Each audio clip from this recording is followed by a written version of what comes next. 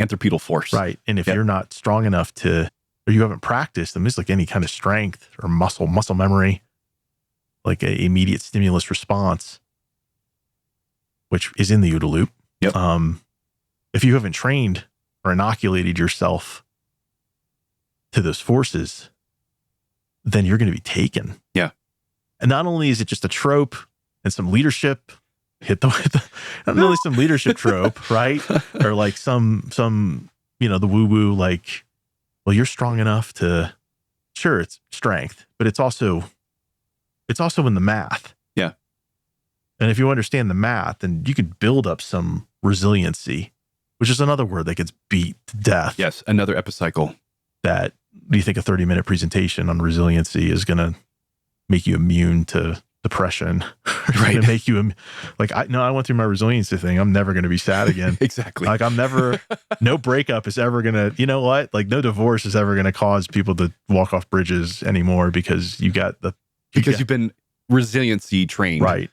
Or somebody who's a practitioner of, this is terrible because I'm what I'm about to say is going to attack a whole group of professionals that sit down on couches and try to tell people how to feel. Like, but ultimately it's within your own orientation has to make a willingness decision of how you're going to respond to a stimulus. But if you don't have the proper amount, and this is now met, like, I don't know what number to put on this, but if you don't have the right amount of strength to push against the forces, the anthropoidal forces, then you're going to be taken. You are acted upon. Yes.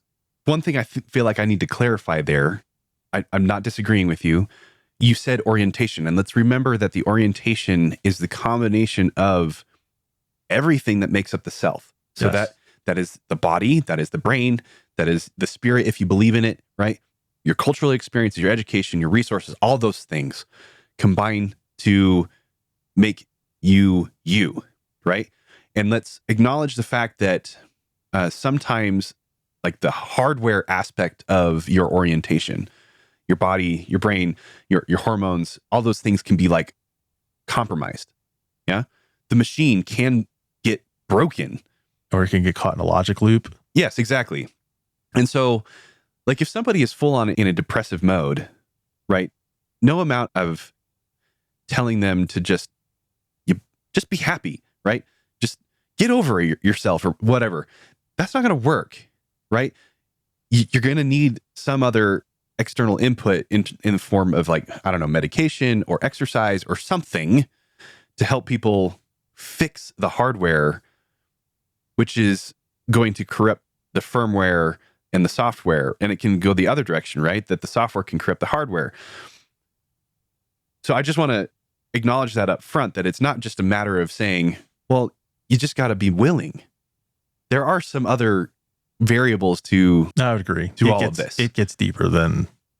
But you're still right that if, for whatever reason, hardware issue, firmware issue, software issue, you don't have enough strength, enough willingness, enough whatever the unit of action is to start some sort of movement to get your orientation moving in another direction, then it's not going to happen. Make sense? Acted upon by a greater force. Yeah. And as long as you continue to be compromised in whatever form or fashion, then you are in a position to be acted upon as opposed to act on others or act out, to enact your will on the world around you. I really liked what Viktor Frankl's the space between stimulus and response is choice. And I needed to account for that when I was developing the laws of human motion, of human mechanics, human relationships, right? Modeled off of Newton's laws, right? His first law is that an object in motion will stay in motion, right? That's just describing inertia, right? His second law being that the force of an object is going to be proportional to its mass and its acceleration, or vice versa.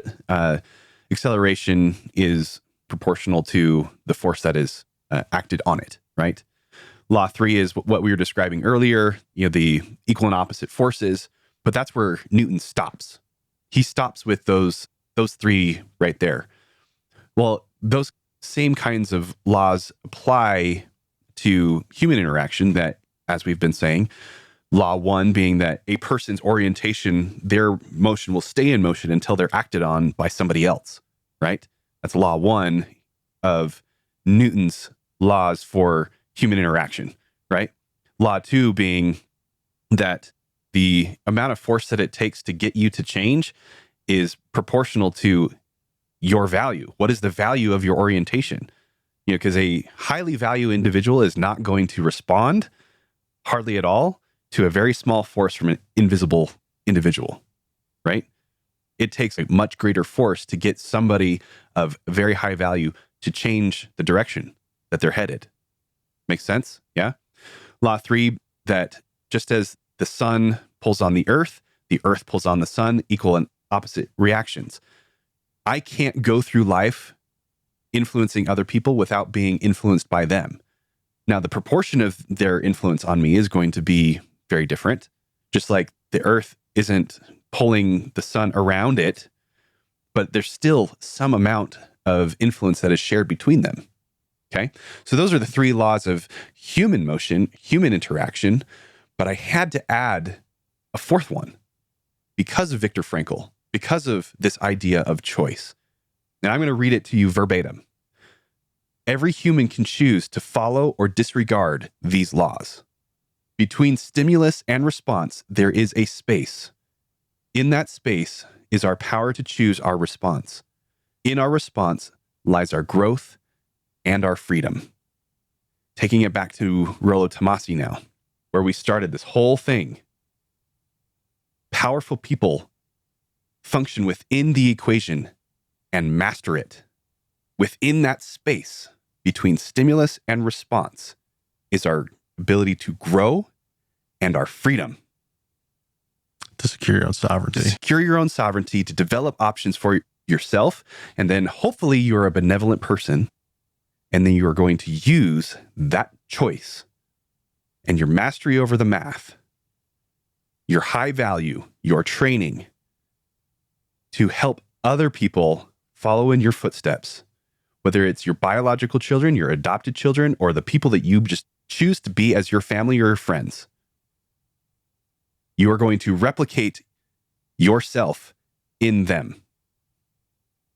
You help them to survive, and then you replicate yourself in them, and you hope that they do the same for others.